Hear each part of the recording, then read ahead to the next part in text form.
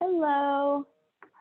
Thank you for joining all of us today on this webinar discussing where do we go next? Youth Insights on the High School Experience During a Year of Upheaval, a new report analyzing results from a nationally representative survey of high school students from spring 2021. America's Promise wrote this report in collaboration with Research for Action as part of the Grad Nation campaign with support from AT&T. We have a few logistical notes before we dive into the content. You'll notice we have both a chat box and a Q&A box. Please input all questions related to technical support or general questions about America's Promise Alliance or Research for Action into the chat. We'll also have a staff member following along in the general chat to share helpful links or notes. Also, you're welcome throughout to share reactions, general questions, and use the chat to communicate with the rest of the audience during this conversation. If you have questions for presenters or during the discussion section at the end of the webinar, you can submit those using the Q&A box. And you can also upvote other people's votes if that's helpful. We also have our co-authors from the Research for Action team here. So if you have specific questions about the research, we have many people here to answer them, and feel free to put those in the chat. Finally, we cannot offer continuing education units for this webinar. However, we can offer certificates of attendance. If you would like a certificate of attendance without CEUs, please email gradnation90@America's Promise with your name, your organization, and your title, and we can get that to you as soon as possible. Finally, this webinar is being recorded, and the recording and the slide deck we use will be made available following today's session, so you can always have it for reference. Now that we've taken care of our logistics, let's begin. My name is Liz Glazer, and I'm a director on the Strategic Initiatives and Partnerships team here at America's Promise. I've been working with the Grad Nation campaign since 2017, and I'm so excited to share our learnings from this survey with you. To start us off, we're going to do quick introductions and a campaign overview. Then we'll jump into the survey and overview the findings. Finally, we'll follow up with recommendations for action, and our recommendations will be largely rooted in a discussion with several panelists. Finally, we'll have time for Q&A at the end. So now I'm excited to introduce my colleague and leader of the Grad Nation campaign, Monica Kinchelow. Thanks, Liz, and thank you all for joining our discussion today to dive into the survey results from young people across the United States. My name is Monica Kinchelow, and I work with Liz on the Grad Nation campaign. The Grad Nation campaign is a national campaign to increase the high school graduation rate to 90% and improve the high school experience so that upon graduation, young people are ready for whatever their futures hold. With AT&T's continued partnership, our campaign is over a decade old. And in this time, we have learned from our nonprofit partners, young people, community leaders, and education leaders that improving graduation rates is about so much more than taking and passing classes. It is about creating a high school experience where young people are cared for as whole people and where they can connect their learning to life after graduation. In short, more students graduate and thrive when their high school experience fosters meaningful learning and well-being.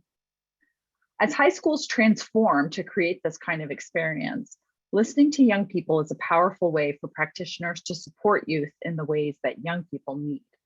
This year especially, asking young people directly what their life is like and what they need to reach their graduation milestone feels like the only true way to understand the impact of COVID-19.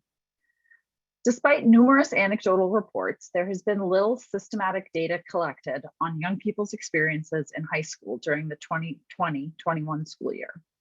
We know that high school students were not prioritized for in-person learning in 79% of the districts across the country, which creates a gap in understanding of how these students are doing. This report adds to a growing body of research asking young people about their experiences and well-being over the past year, how that past year has changed their orientations to the social inequities in the world around them, and their sense of readiness for life after high school. We know intuitively that we cannot start the next school year like all school years in the past, but it can be challenging to predict exactly what approaches will be effective in taking advantage of the short runway we have to engage high schoolers in their learning and promote healing. We hope the perspectives of young people that are shared in this survey and the results can inform plans for in-person schooling in the fall and for plans for the unprecedented influx of federal funding. So we're looking forward to digging into the data and discussing the implications for the field. We'll hear today from young people and national leaders on how the findings from this survey can translate into better supports for young people. I'm going to turn over the mic soon here to our research team, two members of our research team, Sean and Max, who will share a brief overview of the findings and the key insights. And following the findings overview, we'll be joined by a high schooler, a recent graduate, and practitioners and researchers to discuss implications of the findings and provide recommendations for action. Please feel free to submit questions, as Liz said, throughout the conversation, and we do plan to reserve time for question and answer at the end of today's session. So for now, I invite you all to get comfortable, get a beverage of your choice, and I want to introduce now two of the authors of the report, Sean Flanagan and Max Margolius. All right, thank you, Monica. Hi, everyone. My name is Sean Flanagan. I currently serve as the Senior Director of Research with the Center for Promise at America's Promise Alliance. I'd also like to introduce my colleague, Max Margolius, our Director of Research. The Center for Promise is the research institute of America's Promise Alliance. We also exist in partnership with Boston University, and we focus on building research knowledge around a range of topics related to positive youth development and really trying to understand the conditions that can help all young people to thrive in school and work and in life. We are excited to share with you all today this new report conducted in partnership with Research for Action to highlight some student insights on the high school experience over the past year. And as Monica said, to seed what I know will be an outstanding panel conversation on how students, schools, and communities can move forward in the recovery. Given the huge amounts of trauma and hardship related to COVID-19, the racial justice movement, and the enormous shift to remote learning, we wanted to get a better understanding of young people's experiences over the past year. And so we identified the following three questions to guide the present study. In light of the sprawling impact of COVID-19, to what extent are students experiencing a sense of well-being, including both their mental health, as well as their connections to peers and adults?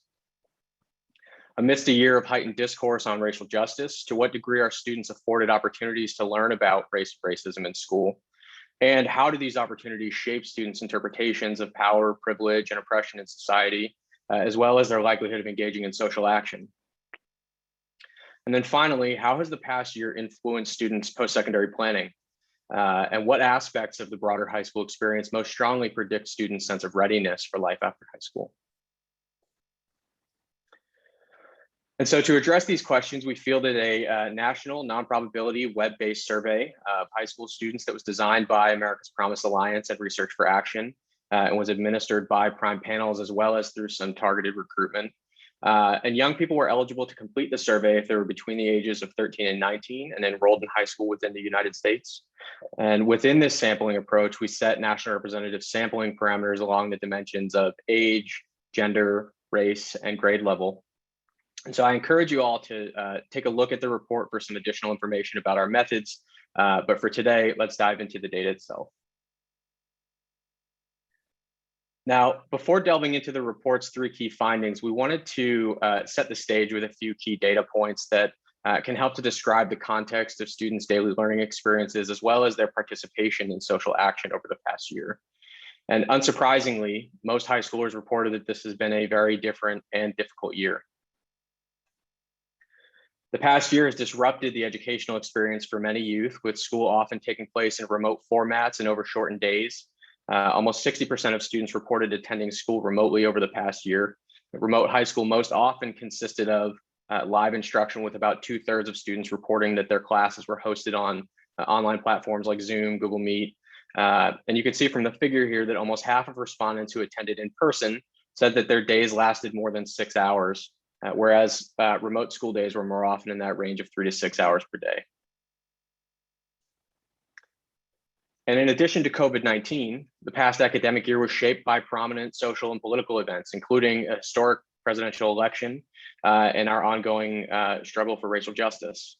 To better understand how students have responded to this current moment, we asked students about their engagement in social action and whether those levels of social action have changed over the past year. Overall, more than 4 in 5 students reported engaging in personal forms of social action, such as consuming social or political information and discussing those issues with friends or family. About 1 to 2/3 of students reported engaging in more public forms of social action, such as volunteering, donating to a political organization, attending protests and rallies. And you can see in the figure here that social action over the past year has remained strong and even increased for many. So you can see from the red bars here that just about half of students report the same amount of involvement as the past year.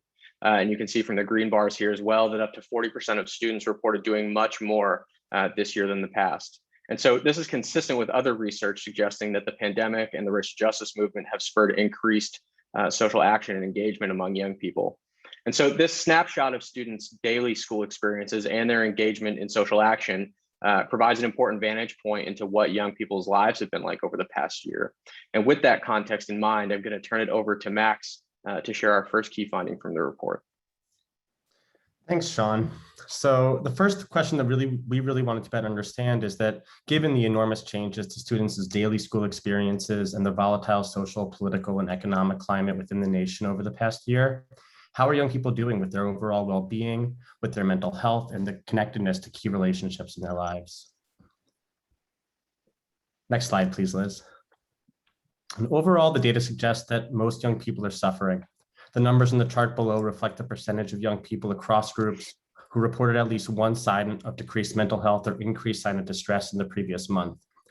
So these numbers show that overall, almost 3 in 4 high schoolers report a poor or decreased sense of mental health or increased sign of distress in the previous 30 days.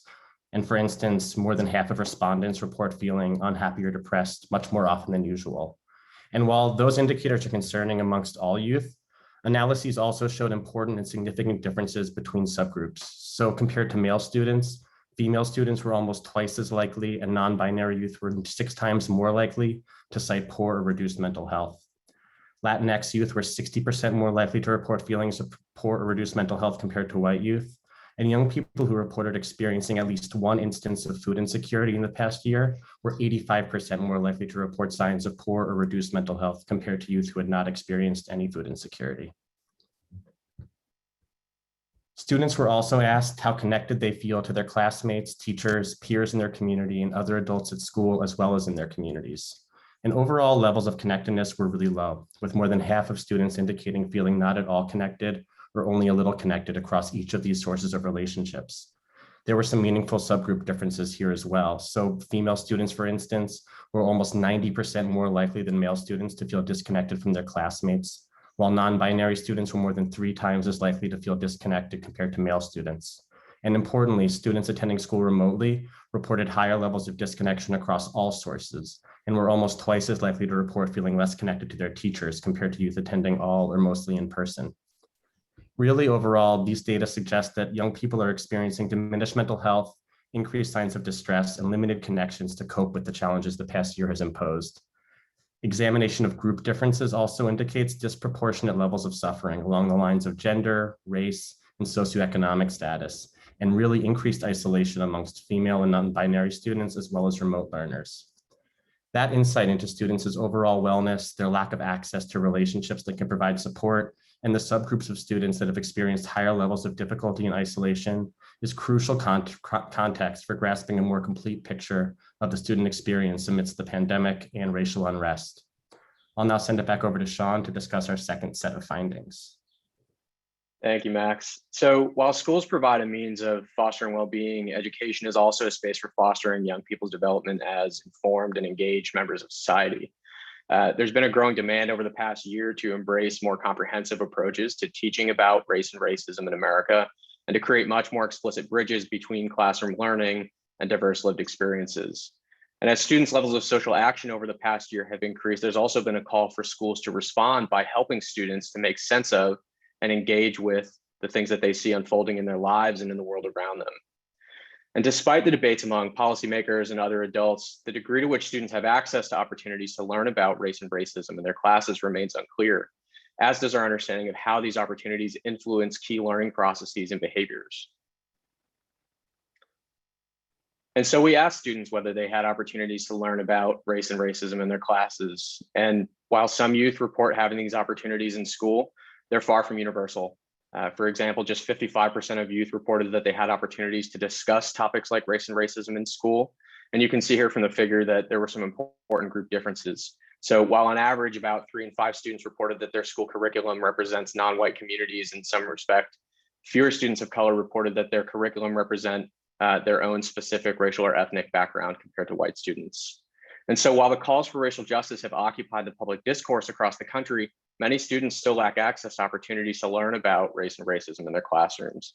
And the data also suggests a need for deeper attention to the specific perspectives, histories, and communities that are represented within the curriculum and teaching that students receive. The data also suggests that access to these opportunities matter and that they're associated with key indicators of student learning and development. And specifically, the data show that opportunities to learn about race and racism in school are associated with higher levels of critical consciousness and social action. Now, critical consciousness describes students' ability to analyze the socio-political world around them, to understand power, privilege, and inequity as it exists in society, and to leverage that awareness to create a more just world. And those students across the country participated in the discourse and demonstrations over the past year. Very little data exists to understand students' attitudes toward the socio-political conditions in the US.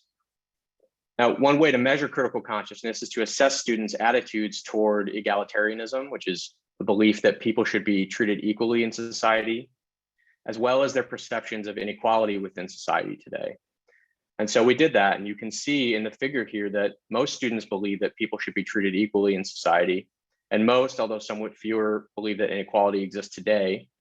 And we also found that students of historically marginalized identities were significantly more likely to identify social injustice within the world. And so I wanted to give just a bit of a snapshot of students' levels of critical consciousness.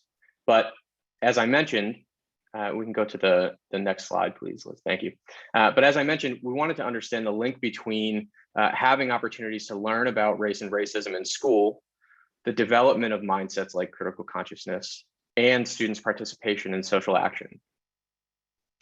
And the data suggests that opportunities to learn about race and racism in school are associated with higher levels of critical consciousness and higher levels of social action. So for example, young people who had more exposure to topics of race and racism in school were significantly more likely to endorse egalitarian beliefs compared to peers who had less exposure. Additionally, youth who had more opportunities to learn about race and racism in school were also significantly more likely to report higher levels of personal social action compared to peers who had less exposure or opportunities. And then finally, the results also suggested a link between critically conscious mindsets and social action. So youth who perceive higher levels of inequality also reported significantly higher rates of both personal and public social action. So overall, the findings here suggest that opportunities to learn about social issues like race and racism in the classroom may meaningfully shape students' mindsets. And together, these learning experiences and mindsets can help students to make sense of and engage with the world around them. And so this finding helps us to understand how often schools have provided learning contexts that support students in exploring key social issues. And they highlight the influence that these learning opportunities have on young people's development as both students as well as members of society.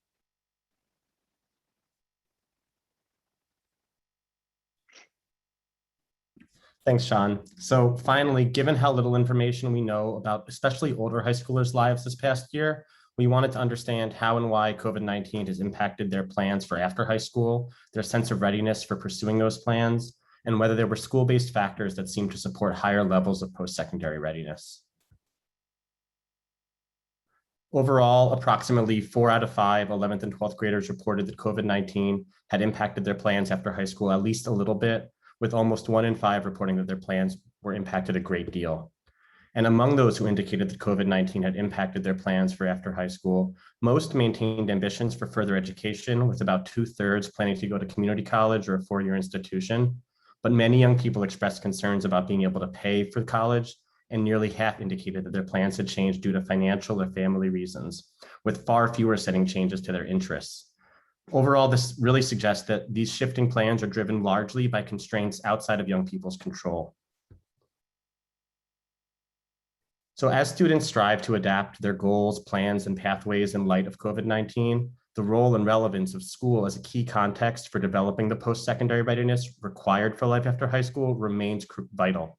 And so in addition to wanting to know what young people are planning to do after high school and the ways in which COVID-19 had impacted those plans, we also wanted to know whether young people believe their high school experience is preparing them for success in those plans. In other words, whether do young people feel ready for life after high school? And the survey found that the answer to that question is mixed.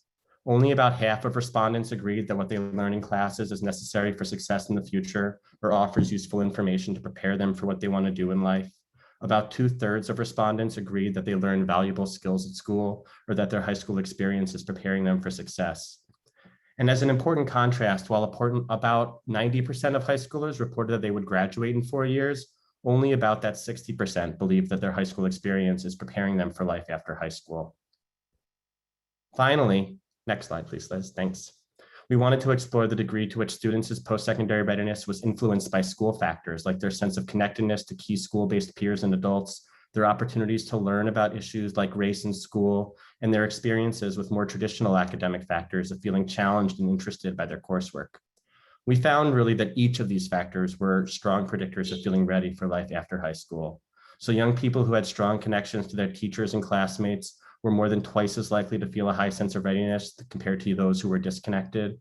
Young people who had opportunities to learn about race and racism in school were more than twice as likely to feel a sense of post-secondary readiness compared to students who do not have those opportunities. Young people reporting high levels of feeling challenged by school were more than twice as likely to feel ready for life after high school. And young people who felt a high degree of interest in their classes were 5 times more likely to report a high degree of readiness for life after high school. I'll now send it back over to my colleagues, Monica and Liz, to share some recommendations that came out of the study. Thank you, Max and Sean, for that really insightful overview of our findings. We do invite you to dive into the report to read more about them. But now that you've seen our findings, we do think that the findings have illuminated several recommendations for school and district and community leaders to act on in both the immediate recovery period we're calling right now and into the future. We think these 4 areas of recommendation are really important. So first, we have addressing student mental health, and now in the immediate and also in an ongoing basis, teaching a comprehensive and accurate understanding of history of race and racism in the United States, prioritizing post-secondary success through both more relevant content and more opportunities for pathways planning and more supports long-term for students, and third and fourth, saturate young people's environments with caring adult relationships. We found in the findings that while disconnection was high, the strongest rates of connection were with teachers, and we think that students have an opportunity to have more relationships with more adults, understanding the success that teachers have had this year with their students. It's important to root our recommendations in the context of the current environment. School and district leaders must first understand the unique needs of their own students and be attuned to the budget and policy requirements by which they must abide. Additionally, many schools will be receiving significant federal fund dollars through the American Rescue Plan in either the Elementary and Secondary Emergency Relief Fund or the Governor's Emergency Education Relief, ESSER and GEAR.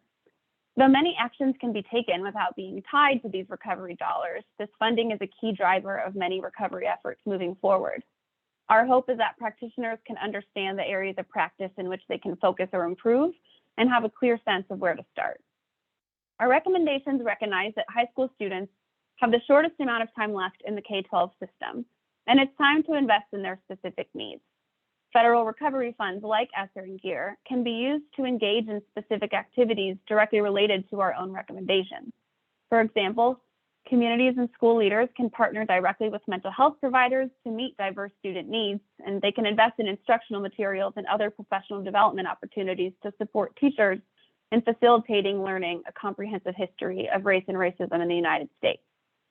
Funds can also be used to center relationships in school structures and practices to improve connections at school, which may require investing in more adults and near peers in the building like AmeriCorps, counselors, and readiness coaches. GEAR funds in particular could be directed towards partnerships with higher education to make content more relevant for careers and to boost transition planning over multiple years. Our report provides much more detail if any of these highlights caught your eye.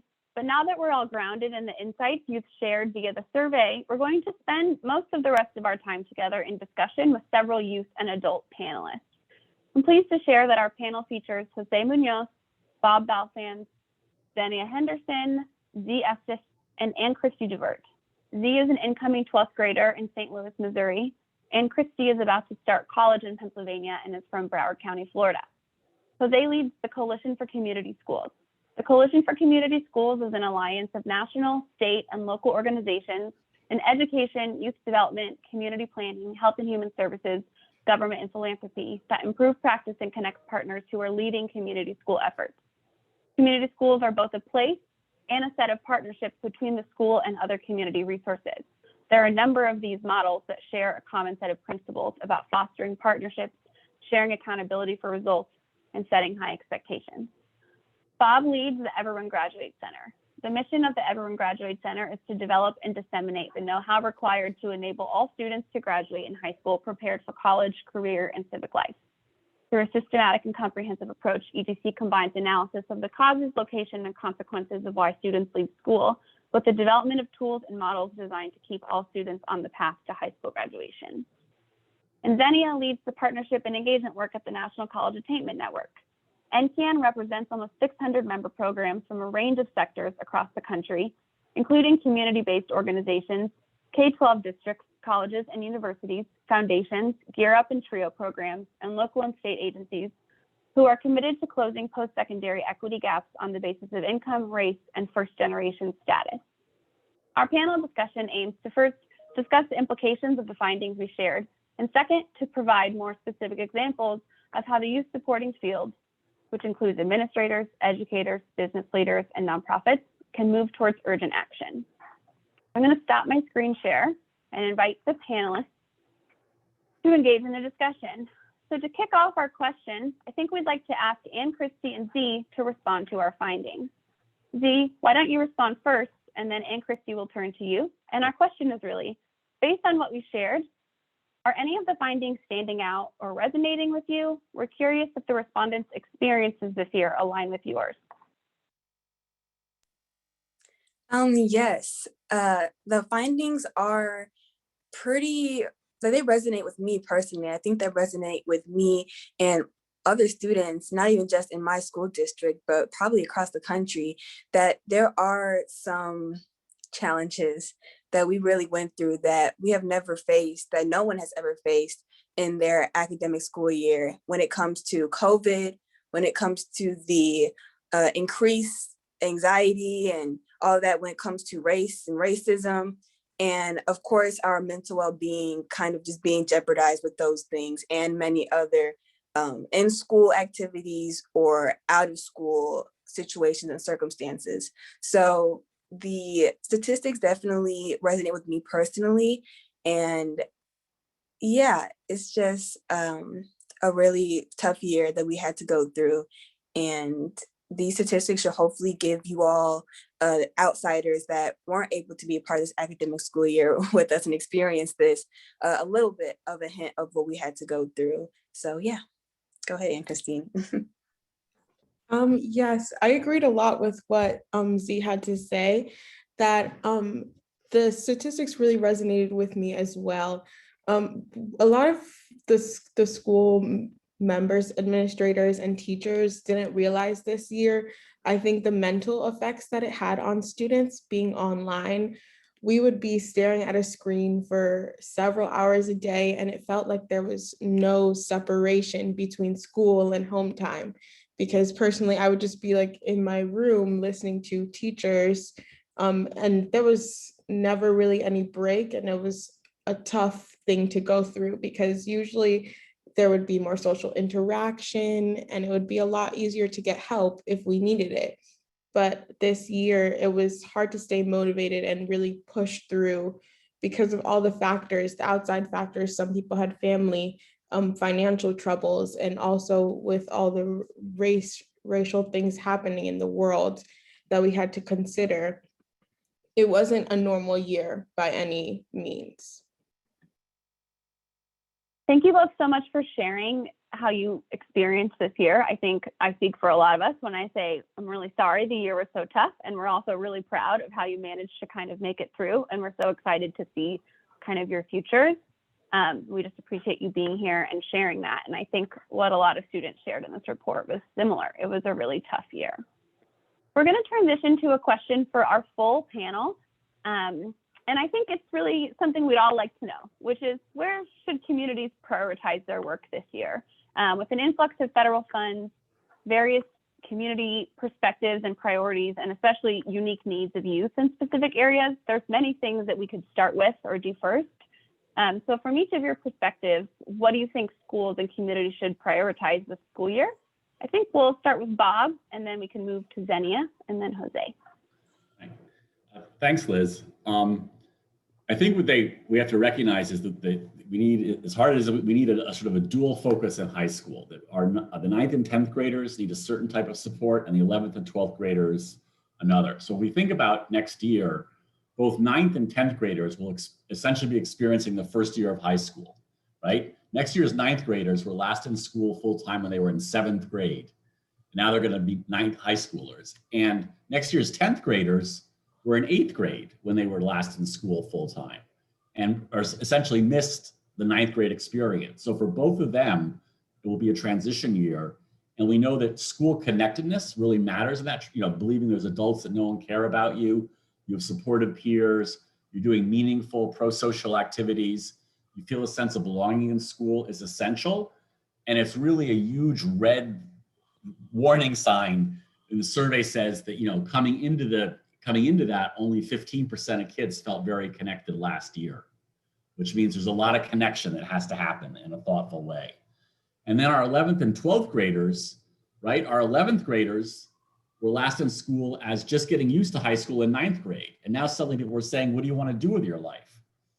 And our 12th graders were last in 10th grade. And we know that many kids in the distance learning online environment struggled to pass their classes, and the course failure rates are way up this year. So we know 12th graders are going to be facing the need to rapidly recover credits to have enough credits to graduate on time.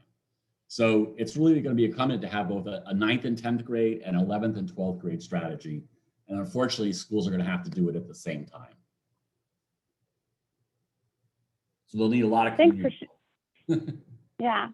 Thanks for sharing that, Bob. I think this sort of dual prioritization is really, really important to really understand. So I think Xenia, you're next.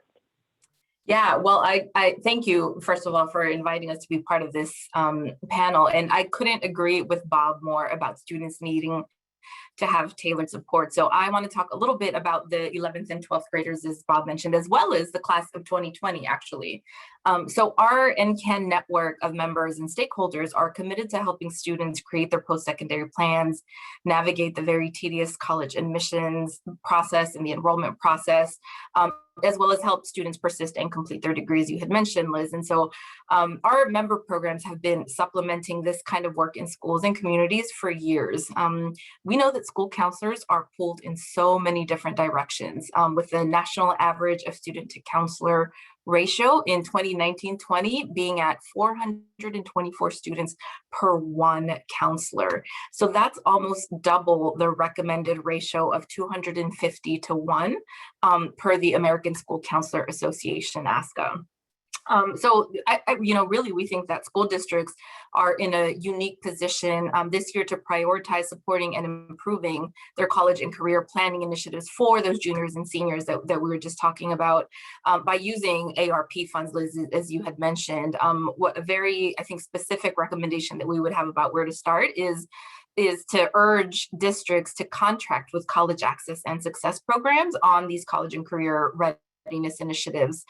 We know that community-based organizations are nimble and they are equipped to provide post-secondary supports without further overwhelming school counselors who are desperately needed to address the exacerbated social emotional needs of students in the post-pandemic era. As we just heard from our young people in Christy and Z, that need for social emotional wellness, and that really lying in the hands of professional school counselors. So we really think that ARP funds allow for a great deal of flexibility, and even saw that the guidance issued by the Department of Ed specifically called out those ESSER and GEAR funds, Liz, that you had mentioned, as being able to be used to support and improve college and career planning initiatives. So, helping students complete a FAFSA, supporting the class of 2020 to ensure that they get the college and career guidance that they missed out on last year. And so we really think that what we saw last year was the dip in enrollment in the fall, college enrollment in the fall. It was pretty devastating, especially for students of color and students from low income backgrounds. And I can, almost guarantee that there is an NCAN member program or some other community-based organization in your community that's already helping high school seniors do some of these things, like complete a FAFSA and make, informed decisions to pursue an affordable college option, and providing intense college advising access and access to high quality test prep, connecting them to on-campus resources. And these are all opportunities that have, long been afforded to white and wealthy families. And so really having an opportunity to focus some of these services to students from low income backgrounds who need and deserve the increase in tailored supports to help them pursue their post-secondary plans. And so that's really the call to action that I want to put out there to our schools and districts. Thank you so much, Zenia. It's really clear that, being ready for post-secondary is really, really important and an important need right now. Jose, I want to turn it to you to ask the same question. What do you think should be prioritized this school year? Well, first, I think Bob and Zenia have cameras in my household, since I have 5 children between the ages of 17 to 30. So having experienced the pandemic firsthand with that age group in my household, yes, I agree with you. Now, listening to Z and Ann Christie and reading your report and seeing the presentation, we realize that school districts can't do this alone, regardless of what they have. So my first advice, with the multiple crises that the pandemic has shed more light on, I would say use your money to invest something with a high return of investment, high leverage opportunity. So I would say invest in more community schools. Would I be remiss not to say that? So you need a coordinating strategy to make sure you're disaggregating the data as you have done, and then begin to mobilize the partnerships and the resources collectively in place around a school, say a community school, and then begin to coordinate all the things that Bob and Zenia and Z and Ann Christie were talking about. So community schools themselves, the studies show that for every dollar that's invested has produced up to a $7.11 return of investment, meaning that the coordination of what we're talking about around these places, they were able to garner the additional $7.11 worth of additional resources and opportunities for the young people and their families, since our families are going through this pandemic also.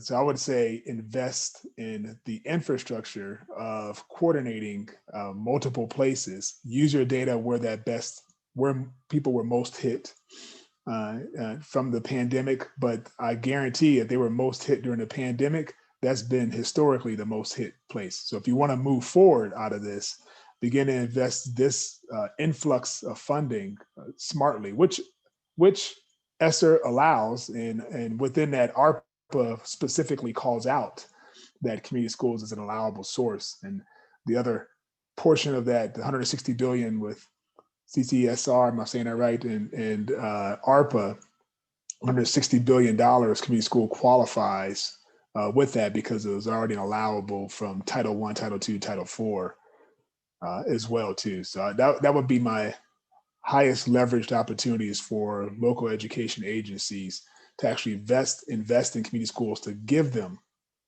the infrastructure. I'll say one quote and I'll mess it up. I'll paraphrase it. I'll say, one of our local leaders, when the pandemic began and the things began to happen, as you pointed out, and Z and Ann Christie illuminated in their remarks, that cities began to ask school districts, what do we do?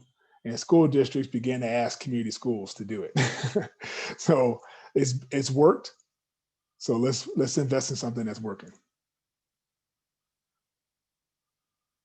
Thank you so much for really sharing that important need to coordinate and be strategic and work with partners. We have at America's Promise several other resources about the importance of partnership to support student needs, but I think the community schools aspect, which you'll get to talk about a little bit later, is really, really important. So I'm just glad you shared that. I think there's an opportunity to be building really strong partnerships this fall. I think now we want to turn it to Z to ask the same question. You're an incoming senior. I hope one of your school leaders is on this webinar right now. What would you like to say to them and what you think they should prioritize this year? I believe that we need to prioritize having more thought in the students' well-being and not so much about academic test scores and homework and that type of thing. And shout out to you, City, for this idea, because they're actually doing this right now.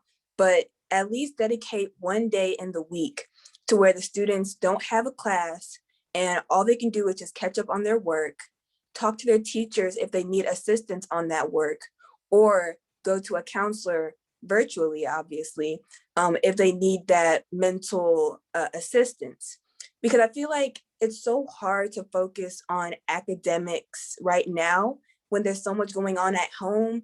Some people can have little kids, like siblings running around, and it can be too much. And people can have parents dying, grandparents dying. And so it's so hard to focus on making sure that we get straight A's at this point. Even someone like me who's very academically inclined, that is really hard to try to focus on straight A's when I have my own personal issues that's going on at home.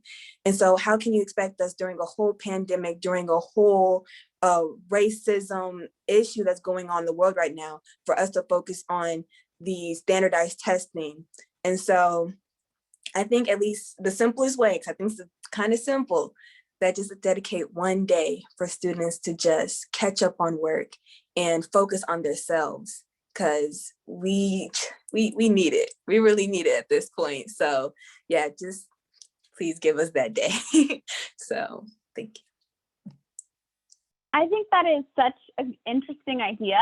And I think someone in the chat just called it Recovery All Access Day. I love that idea. Just focusing on your well-being and focusing on you getting to dictate what you need to do. So I hope some people take you up on that. I think also we want to ask, and Christy, same version of that question, but you're in an interesting position of about to be starting college. So you get to speak to a lot of different people, but what do you think high school should really be focusing on this year? I think what Z mentioned was really important. I think that would have been really helpful if we had something like that this year as seniors, because it would allow us to focus on our mental health and to ask questions, just to form more connections with teachers if they had like sort of office hours that I know they have in college. Because I was struggling with one of my classes, my physics class, and it was really hard for me to connect with the teacher and ask questions and catch up on work. And I feel that if we had something like that, it would have been a great help. Another thing I think that schools should focus on for, I guess, the incoming seniors is to maybe have like a day or some sort of meeting with more meetings with all of them about after high school options, because this year as seniors, we didn't really get to have that usual like senior meeting before the year ends, since we had the pandemic come onto us so suddenly. So a lot of people were unprepared and didn't know exactly what steps we were supposed to be taking to our future. And we didn't have really meetings with our college counselor till a little bit later when the school year started. And I know so many students were confused and didn't know what we were supposed to be doing or starting. And we had to more lean on each other for support, because it wasn't as simple as going upstairs to like our college counselor's office to ask, oh, I have this simple question. So I think that's another thing that they should focus on for next year. Thank you for sharing that. I think what we heard from all of the panelists is a really strong desire to be meeting the comprehensive needs of young people. We heard from what to prioritize. It's all rooted in also letting young people tell their schools and their parents and their teachers and their districts what they need. So it seems like there's a really important interest in just knowing what your young people need and then creating the structures to do that. But I really hope that some of these ideas got you all thinking. I'm sure our panel would be open to responding to some of you if you have more questions about it moving on, but we just appreciate you sharing that. And we think it's going to be really up to all of you as community leaders to find out what your own students need in order to kind of kickstart your year, given everything going on. Now we're going to transition to some more specific questions for each panelist based on their expertise. And they're joining us from some really interesting organizations. So we just wanted to give time to each of them to answer some of these questions. So we're going to start with Jose, who I know has mentioned community schools a little bit, and we know that you advocate for community schools across the country. We're wondering if you can tell us a little bit more about how the community school model allows for young people to have the supports they need to improve their well-being, specifically around mental health and basic needs, which we saw in the report they need a lot of support right now. So wondering if you could just talk about that. Yeah, no, thank you. So during the pandemic, we had a chance to talk to a lot of young people also. We have a growing network called the Next Generation Coalition, which is actually formed and led by young people. What you just said a little bit ago was that one of the recommendations is that still treat basic needs like they're still basic needs. But around your question for community schools, how this allows for young people to have the access to the supports. So one, there's the physical building of things. So when people have opportunities to actually be in place, and a lot of it has, what we learned is that this can be done virtually as well too. It actually puts them in touch in real time with professionals if they need to talk to someone professionally. Another thing that community schools does in regards to your research and connecting them to positive adults, it gives young people the approach, the model gives young people the opportunity to partner and build better partnerships with adults as adults listen to young people, especially the high school ages as you focused on, and begin to shape around the specific needs of that local place in the local in those individuals, and then begin to build from there. So I think collectively the model itself, when you begin to connect people together and communicate frequently with one another and begin to form collaborations with one another and carry those out through coordination, it naturally builds stronger bonds between young people and adults, which I see that young people are actually asking for, and from our findings as well in conversations was also, because they do that, they also build stronger connections with each other, deeper relationships and deeper understanding of each other as they come together more frequently. So really, community school, when you think about a model, there's many different frameworks out there, community schools, but a school, especially a public school, all of our adults' lived experiences and our young people's lived experiences come together in place in a local school. When you set the framework of communicating frequently with one another and sharing with one another what you're going through and what your hopes and desires are, they collectively begin to plan out and coordinate to actualize that coming true. That type of work together and listening and understanding each other has promoted racial justice, but it also has racial healing involved as well too. And we can't dismiss if we know the data shows that if you're poor and you're a person of color and you have a disability, you're the least likely to be heard. So community schools actually use their data to actually find and engage the least likely to make sure that it is all inclusive in the work. So one of the things that we heard, and I'll end with this, is from our young people, is that to actually facilitate or actually support the student-led opportunities for social and emotional learning. It's like allowing them to lead a little bit. So leaning in and listening. I'll just pause there. I really appreciate you sharing that. I think even some of our insights from the report share this need for connection and relationship and opportunities to build. And it seems like what you just shared is a good opportunity within the school sort of construct to do all of those things. So I hope that panelists can reach out, or you can all reach out to the panelists to hear more from Jose about that, but we just really wanted to make sure we shared that with everyone. We're going to transition to Xenia, who I know you've already talked a bit about the interesting or priority of post-secondary planning right now, But we also think that NCAN members are often in a really interesting place of not only meeting the post-secondary needs of students, but basic needs. They're often the counselor for a lot of these young people who are planning their future. So I guess we want to know a few things. In your experience and what you've heard from members, what are the factors that are facilitating their readiness this year? And in addition, what can community and school leaders and NCAN members and counselors do to build up and support those readiness factors? Yeah, thank you, Liz. So we saw NCAN members across the country focus in on a few different things to ensure that communities could really come together to support students' post-secondary plans. And we do hope that these will continue to be built upon collectively. So the most important thing I want to point out is that of building partnerships. So we saw an increase in partnerships between and among community-based organizations, districts, higher ed, and the workforce sectors. And over, we heard from actually our K-12 members, our high schools, our college access programs, and our higher ed serving members that the first step to developing successful partnerships is gaining buy-in and seeking alignment in goals and strategies. The second is having the right people at the table and creating the space for building trust, opportunities for collaboration, and sharing data and knowledge about students, all things that I think have been mentioned here today.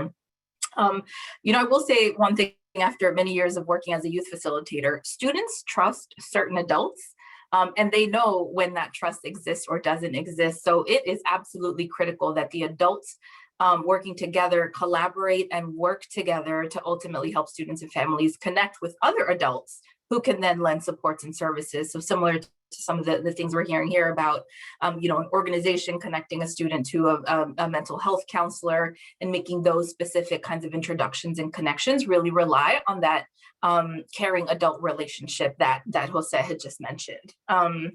So it was through these kinds of partnerships that we saw a college access program in Mississippi successfully implement a FAFSA drive-in. They took their learnings from, COVID testing drive-ins and created FAFSA drive-ins at the point when they could not meet with students directly or with families directly one-on-one.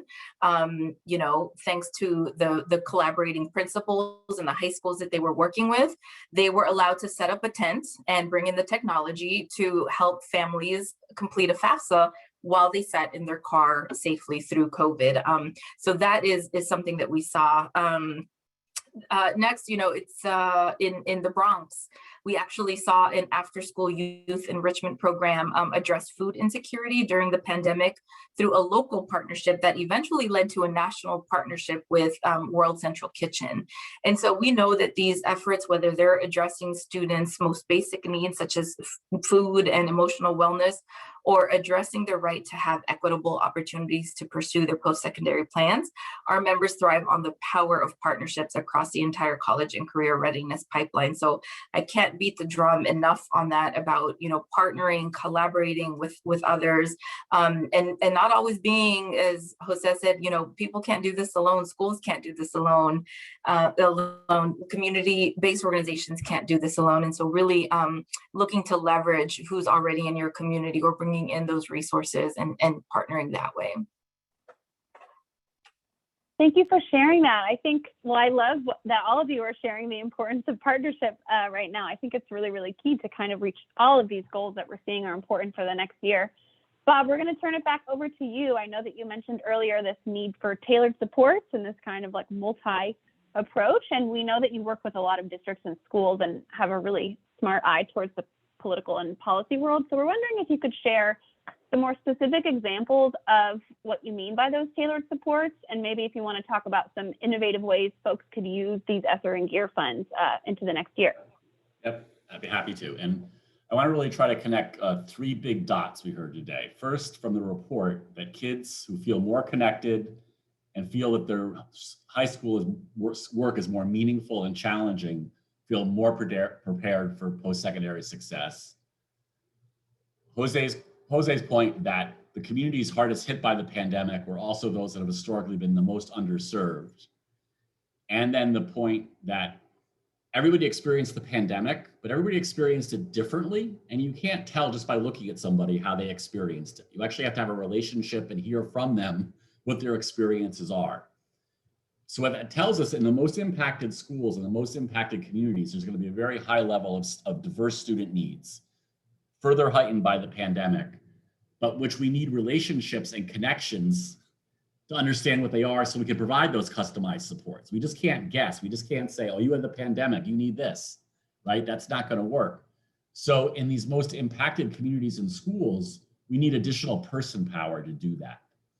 So for example, in the New York City community schools, one of their key features is they have success mentors or success coaches who are community members that work in the school multiple days a week, often through AmeriCorps, national service, and they form relationships with kids and then can provide them with sort of the customized academic, social, emotional well-being supports, either directly or connect them to people when it's a very serious issue who can help them.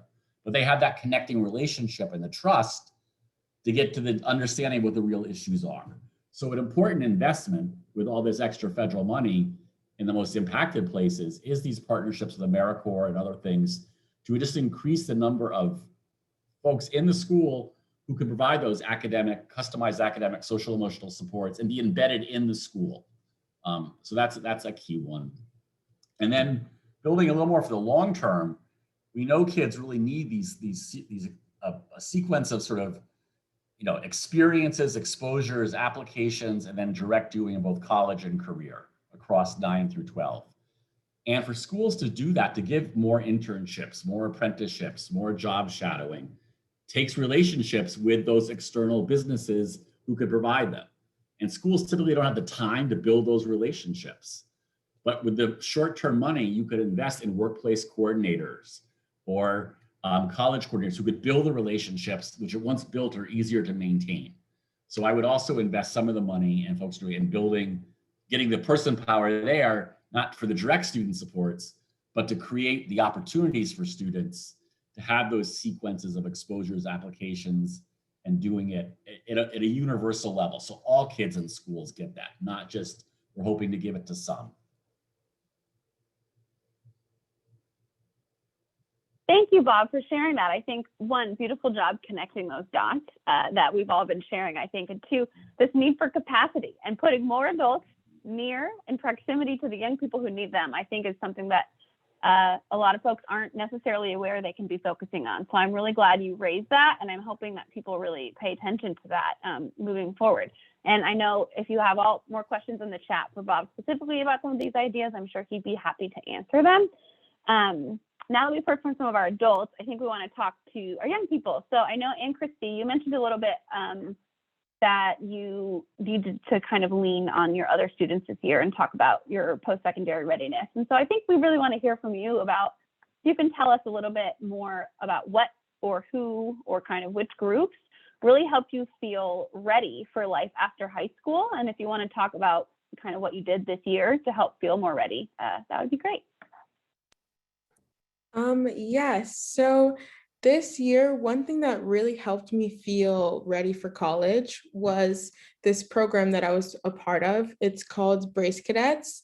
And what we do is that we are part of trainings. We're a group of students that help other peers in the school, like help them get ready for college and career or whatever they want to do after high school. And all the trainings we attended and the students I helped, we kind of helped each other.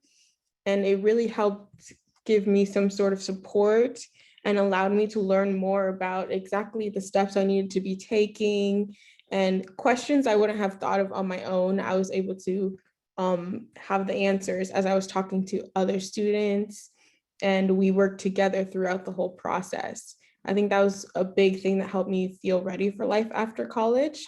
Another thing, just life in general, life after high school. Another thing that really helped was a class that we took in school. We all were required to take like an economics, personal finance course. And it just helped, it just taught me a lot about really the expenses we have in college and things like credit cards and things that you won't learn in normal classes, but these are things that we really need to know about for when we're on our own and trying to pay bills and figure out adult life. First of all, I love that you were this brave cadet and were helping the rest of your students plan for, your peers really, to plan for college. And I think that's just really exciting to share. And I also really am reacting well to you at this point of having sort of financial planning and learning about things that are relevant to your life. I know in the paper we talk a little bit, and we found out from students that they were more interested when their class was relevant to their life. And sometimes that relevancy is how to be an adult. And so it sounds like you got some of those opportunities, which I'm excited for, and I hope they are helping you feel ready. Now, Z, I think we have an interesting question for you because you're about to be in your senior year. So we hope that you're feeling ready for life after college, but you still have a little bit more time in the high school year. So wondering if you could just talk a little bit about your own perception of readiness and maybe who's helped you kind of think through your own plans. Yes, so I'd say first I'd like to give a mention to my counselor, Ms. Cabrina Noonan, because she was the one that really helped me guide my different ideas that I threw at her, like, oh, I want to do college. Wait, I want to do the military. Wait, I want to do ROTC. So having a counselor, having someone in general that can really help, I guess, guide what you're thinking and support you in whatever you're going and whatnot is a good person to have. And I also have in a club called Game Changers, who really, it's a social justice club, and we talk about the nitty gritty of race, police brutality. And so I think it's very vital that everybody needs to take some sort of class or club that teaches you about the realness of the world, because you really can't expect to go live your life without encountering some racial issues, some issue that is just a social justice matter, pretty much. And so being involved in something now that can prepare for you mentally, emotionally, especially for students of color, then that's something that is very helpful in my post-secondary readiness. And so, yeah, I am a dual enrollment student. So right now I'm actually a sophomore in college, trying to get that set up. And I'm also considering going into the military myself. And all of that took the help of family, friends, my counselor, like I said, other teachers that I've discussed my whole life of my high school life, pretty much. And so it takes a group, it takes a family, it takes a connection to really help you feel ready. You can't do it alone at all. Just like how schools can't make these different ideas and plans by themselves, you can't do everything alone. You're going to need that support system that's really going to help you feel ready to take on the next step of life. So, yeah. Well, thank you for sharing that. And I think, honestly, it's so true. Students need a whole web of supportive adults the way, adults need supportive adults. And so I think it's really exciting you've had so many people support you. And I really just want to reflect on the fact that you've had these opportunities to discuss race and racism, which we even found in the report is a predictor of feeling more ready for life after high school. So I'm thrilled that you've had those opportunities. And I hope we're moving towards a space where more and more young people can have those opportunities. I really want to say thank you to this whole panel for sharing those really interesting insights and opportunities for communities to work. I think we are now going to transition to our Q&A. We have a little bit more time than expected, so we've been kind of collecting questions from the audience throughout. We're welcome to have all of our members of the team turn their cameras on if anyone from the research team wants to also join. And what we'll do is we'll just kind of go through the questions and we'll direct them to a few of you. So I think our first question is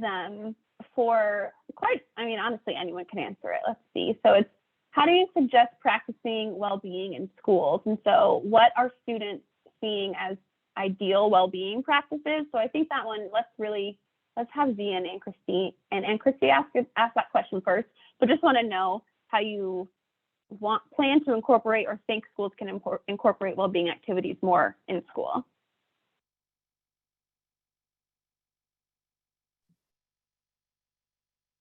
I guess I can go first.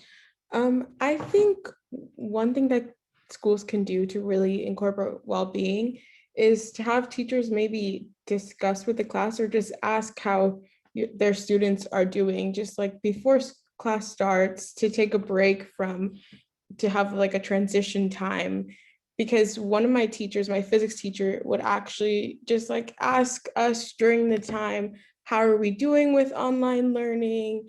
How have we been feeling? Trying to make a connection, like talking about his life and just asking us how everything is going in our lives, so that we're not just focusing on school. They're actually showing that they care and they want to know how all of it is affecting us. And I thought that was really, that really made an impact, because most teachers didn't do that. Thank you. Z? Yeah. So like I mentioned in the comment section, students really need to advocate and use their own voice and talk to these leaders of our schools, these board of directors, superintendents, principals, because we have the power to be able to influence what we want to see in our own schools. So if we need to send an email to our superintendents and principals, or like I'm going to send this recording and the statistics, all of this to my superintendent and my principal and other assistant superintendent, because they all support me in my speaking engagements. And I think they're going to be more than happy to hear that a Rittner student is really wanting to see a change in her own school district. And this is the best way, this is the best panel that I've been on that can truly cause a change for my school district and many other school districts that are in my community and even in the whole nation, really. And I'm so happy I used my birthday to be a part of this panel. So I just thank you all for that as well. I forgot to share that it is your birthday. So happy birthday. I'm really glad you reminded us of that, and thank you for being here. I also wonder if, Jose, I know you talked a little bit about that well-being question in the community schools model, but if you want to respond to that question again, which was just how schools can prioritize well-being, you're welcome to. Yeah, just listening to Z and Ann Christie, it's like create space for conversations to happen. Just take the time and create the space, whether that could be during the day, that could be a moment in the classroom, that could be out of school time sometime, because it should happen and should transcend the bell and the brick and mortar of a building. I like how succinct that was. You're right. Just create space. We got another question in the chat that I think we're gonna ask Xenia, which is how can we, or schools and community leaders, engage students who've not been able to prioritize post-secondary planning because of financial responsibilities or issues at home? Do you have any ideas? Yeah, I mean, yeah, it's very clear that I think the pandemic disrupted so many plans for students. I think for students who have become disconnected from pursuing some of those post-secondary plans, it also starts with kind of not about college and not academics, and more just the how are you doing. I think as adults find out what's really going on in a student's whole life, whether again it's something personal, somebody's health or financial or something, you can begin connecting a student to those resources before diving into, go to college or find a career. So I think making some of those small incremental steps to address kind of the holistic issues that a student might be navigating is the first step. I think second, then you go into talking about the future. There may have been something there before the pandemic, or whatever mental issue or financial issue was occurring, that the student was already connected to. I want to go to college because, or to do blank, or what have you. And so being able to reconnect them to that, I think is key. And then showing them again the small steps. Maybe it's not going away to a 4-year college right now. It's starting at the local community college, or maybe it's taking a summer class, this summer. So really, again, going back to sort of some of those small incremental steps that can help a student get reconnected to both their current needs, more immediate needs, and their long-term goals. And Liz, just to add something that I think like community and advocacy groups need to be aware of, as well as school districts, but in the federal relief dollars, it's an allowable use to use your federal relief dollars to support students from the class of 2020, as well as the class of 2021 who did not make the post-secondary transition. So there's a whole group of kids that got lost in the COVID shuffle, for lack of a better word, And schools are not traditionally organized to reach back to schools that the kids that have, quote, graduated. But it is an allowable use of the federal money to apply those dollars to students for the class of 2020 and 2021. And I think it's going to actually take community advocacy for that to happen, because I don't think it will happen on its own just simply because it's allowed. So it's important for folks to know that. Thank you for sharing that, both of you. And I was glad you jumped in there, Bob, because I think the sort of idea that a lot of students whose plans did change or who weren't really paid attention to, they can be supported right now. And we also know that from the report, a lot of people's plans did change because of these financial reasons or other reasons. So it's good to be kind of paying more attention to them. We have a lot of questions, so just trying to think through the next one. I think this could be a question for everyone, whoever wants to jump in, which is, I know we've talked about community schools, but for maybe folks who don't have a community school partnership set up, if we could have maybe a how-to, but the question is, how does an organization connect with the school to offer support like mental health needs or others that a student and teacher might need? Do anyone on the line can answer this really if you have ideas of how to build those relationships or how organizations can introduce themselves to school leaders? I'll jump in if you don't mind. So I wasn't always part of the community school world. I was a community organizer. So I don't need permission to go ask anybody or to even offer what I can offer. I don't need permission. I never needed a permission to bring young people together and then go to the school or advocate or stand behind, since I am 6'4", young people as they voice what it is that they want to do. You see, young people, schools wouldn't exist if young people and families didn't attend them. So that's where it starts. When we engage young people who go to the schools and their families who support their young people, and we bring that to the school, that is the way to enter, even if you happen to have a school leader who is not as collaborative. But if you have one that is collaborative, I would put money on it that they will be more than willing just to entertain a conversation with you. So start there. Let's assume that people do want to help. You do have something already to offer because you're part of an organization who believes in this, from what I hear. So you're part of an organization. So just start with the assumption that, you know what, maybe they just don't know what we're doing right now, and invite them to the conversation. Then do the other stuff behind. You already know what's happening with families, young people, you can do the organizing after that. Let's start with the assumption, because you already done that voice part. Thank you. Does anyone else want to answer?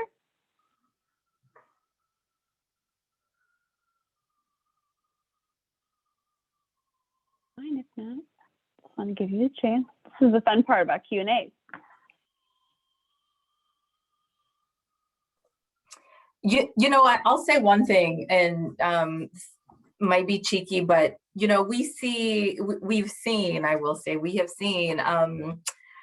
a lot of corporate providers, test prep companies, all kinds of folks approach schools and send a marketing email. So I hate to say it, but go out there and market, and go out there and approach schools, principals, communications directors, whoever, to say, I've got this resource that is available to young people, and this is how I can help your school, and this is how I can help your community and students. And so I'd be really ruthless and no shame, no shame in the game.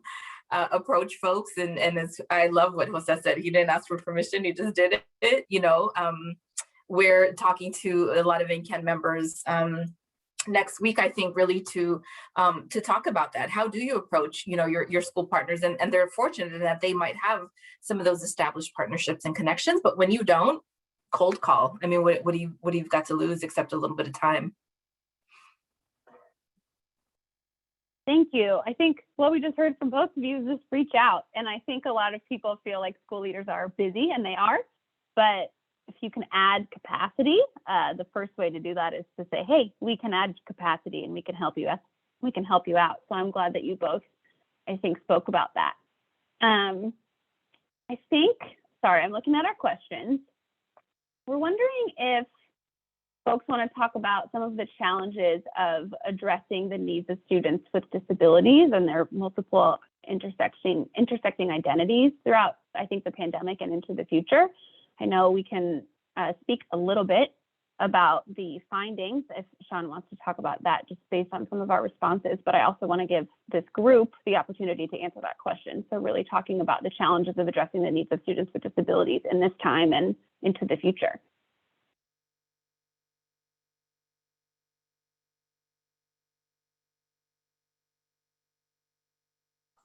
Can you say that question again? The question Yeah, itself? the question I'm not was, looking at it. So.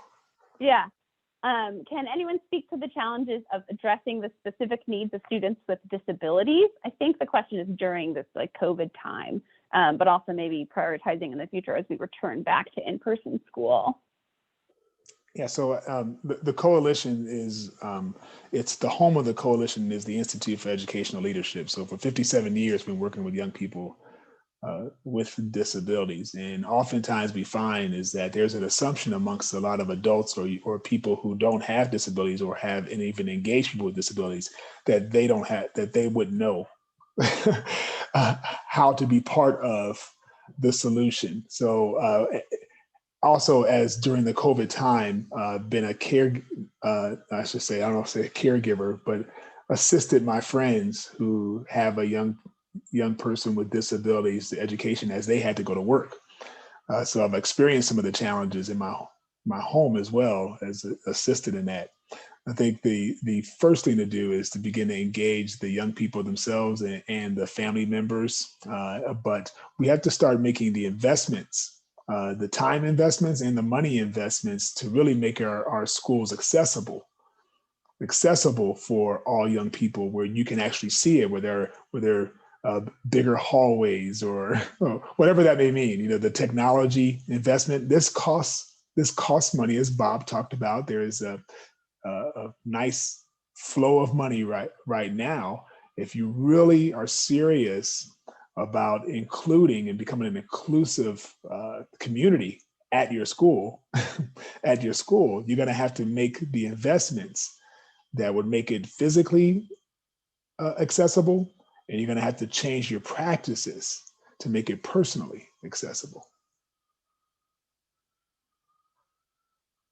Thank you for sharing that. I think that's, I mean, I keep saying it's such a great point, but it really is making it accessible, both inclusive and important. I think we have, or does anyone else want to answer that question before I move on?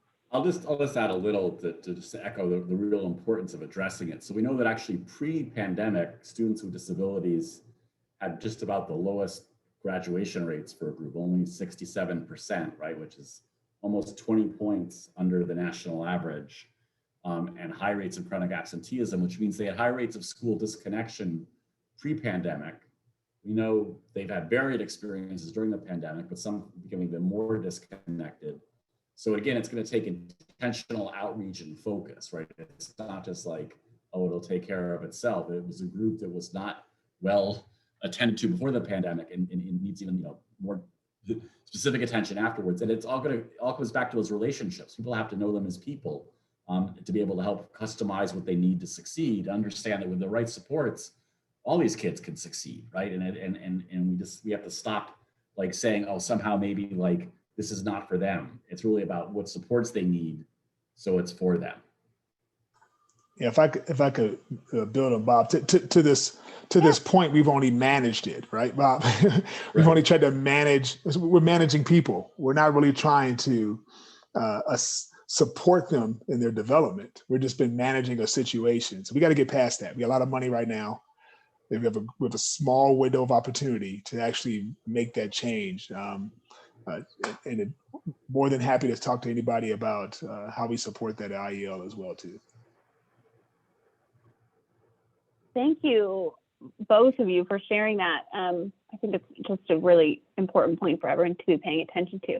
We have a little bit of time left. I think I have 3 questions that we can make it through. So our first one is for Z and Christy. We know that parents and personal support or family support are really imperative to student success. And we're also wondering if you have ideas on who or what can support students who maybe don't have those personal or familiar supports. Yeah, I actually just typed in my answer into the Q&A box. And I was basically saying that if you don't have a parental or like familial support system, that's where you have to dive into like your school kind of support system, like your counselor. Because I know I have a great relationship with my counselor, and I know that if I didn't have my mom or my family to be there to support me, that my counselor will be the one to like give that to me, give me that reassurance that I am going to be successful in school, because that's what their job is. Their job is to make sure that you get through high school and that you are ready for post-secondary life, pretty much. So I say your counselor, and there's other resources that you can access as well, probably like I guess therapist as well, just someone that if you don't have that familial parental support, that you have someone. Friends, teachers are a great source. I love my teachers. So yeah, I would say that that's my answer to that question. Going off of what Z said, I agree that our college counselors are really people who can help us throughout the process and provide support. I also had a good relationship with my counselor, and she was the type of person who tried to know about your personal life with everyone who she like interacted with and helped us through the process, whether you want to go to college or community school or go to the military, like Z said she might want to do. She provided a lot of support and always asked us how we were doing throughout the process. I think another resource, group of people you can rely on is your friends as well. Me and my friends, we really tried to stay in touch throughout the whole pandemic, because there wasn't really a way for us to interact. So we would do like lunch calls to stay in touch, because we wouldn't have like our normal lunch group. So we would do it online, and we would help each other with college or with school if we were struggling, just so we have like a support system if you don't get that from your family or from the teachers, since it was a bit harder this year. Thank you both. And I think you just made a great point in the chat that some friends turn into family. And so I think it's important to reach out to the peers you have and kind of rely on them. Our next question is for Bob, Xenia, and Jose. You can all answer or choose, which is, we're kind of curious about this. What advice would you give to school and district leaders to be sure that the spending done now is sustainable when this federal recovery fund kind of runs out?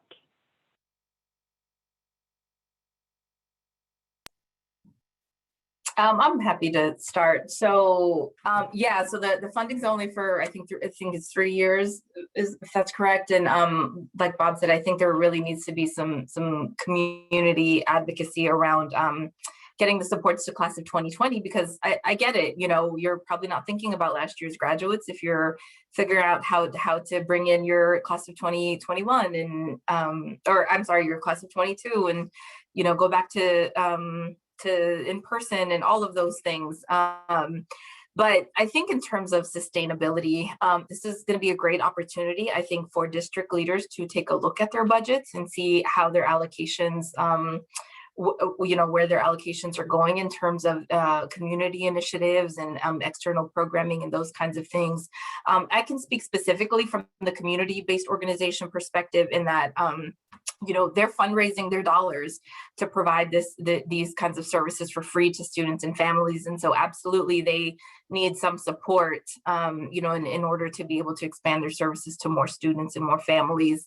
But things like private-public partnerships, you know, if you get your local governments involved, your county councils, those kinds of folks who can really put forth some of the supports to support those kinds of initiatives. You know, business leaders engaging with the workforce sector.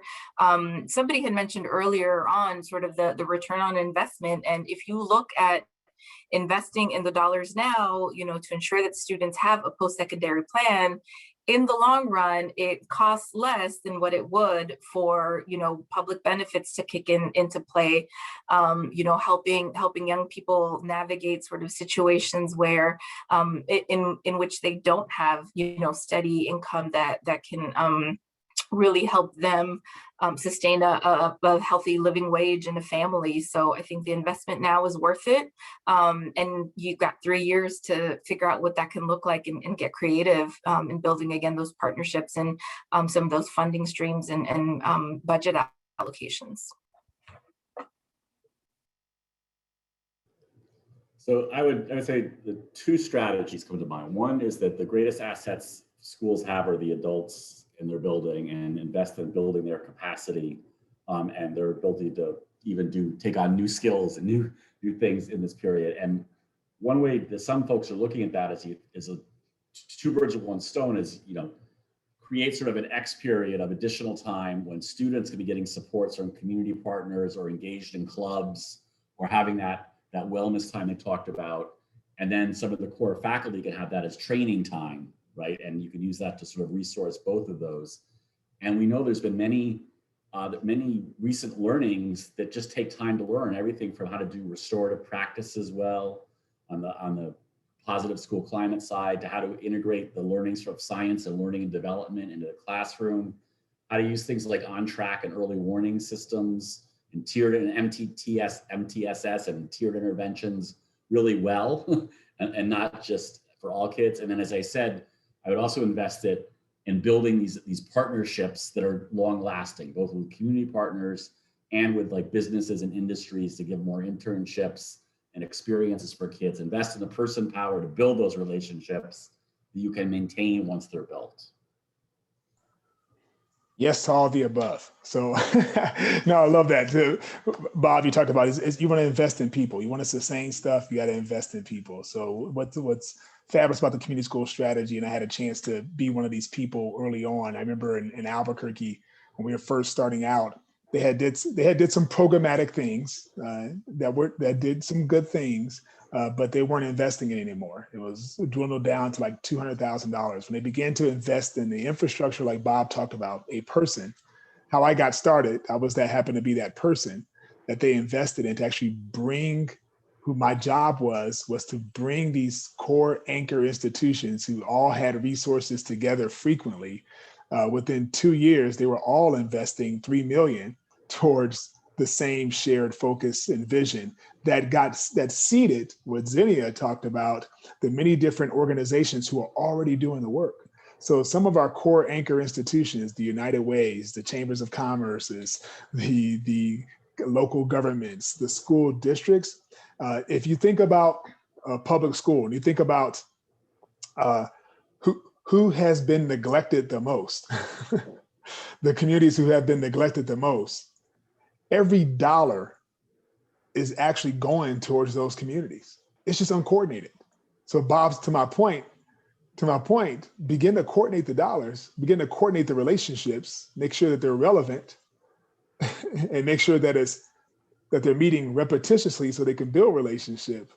And then we can accelerate the outcomes. And in 3 years with this money, and in 3 years, based off of the ROI, thanks for bringing that back up, Zinnia, based off the ROI, you would have to figure out do we continue to sustain this type of practices, or you'd have to figure out how to continue to blend and braid your funding to continue to scale, which you've already started in this 3 years.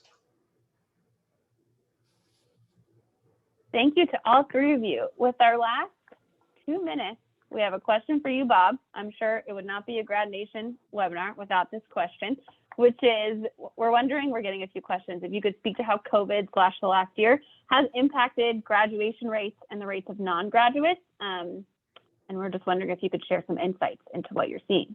Yeah, really, really quickly. I think we're going to get a strange type of whiplash and then recognize how challenging it's going to be. So I think for the very first year of COVID, so class of 2020, when it started in March, there may even be a slight pop up in grad rates because all states waived the sort of senior requirements, final exams, exit exams. And I think we're going to learn from that more kids than we thought were getting to March and getting tripped up between March and June. And for 1 year, we removed that barrier. So I'm predicting even a slight bump up, which will confuse people. That'll be the first data from COVID. And then unfortunately, a big dip coming back this year and next year, because we know, unfortunately, that course failure rates are way up and that chronic absenteeism was way up, which means kids are going to come back behind in the credits they need to graduate. And this year, there's going to likely be much less forgiveness of those requirements than there was last year. So I think, unfortunately, we're going to see a dip this year and going into next year, because again, those seniors coming back this coming year may have very short windows to gain those credits. And the challenge is that almost everybody pre-COVID had adopted online as the credit recovery strategy. And now we have kids that didn't earn credits online, and it probably won't be successful to say our recovery strategy is to go back online and try to earn your credit. So there's going to be a very rapid challenge folks are going to have to be inventive, think of more inventive and different ways for kids to earn credits in a relatively short period of time. It's not about going back online if that's where they did not earn the credit in the first place. Thank you for sharing that insight. I know we'll have some data coming out in the next few months and years about this, and I'm sure you can share more insights, but really wanted to share that. Unfortunately, this is all the time we have for today, so I just wanted to share a couple of quick reminders, but really want to thank the panelists for their thoughtful questions and discussions. We really do invite you to read our full report following today's conversation. I think we'll put the link in the chat. You can also access it at americaspromise.org. And we will have several social media toolkits and opportunities for you to share. And you're also welcome to email gradnation90@americaspromise.org to do the following. You can request a certificate of attendance, reminder that this will not have CEUs. You can share reactions or your questions about the findings in the report. We'd love to talk about them.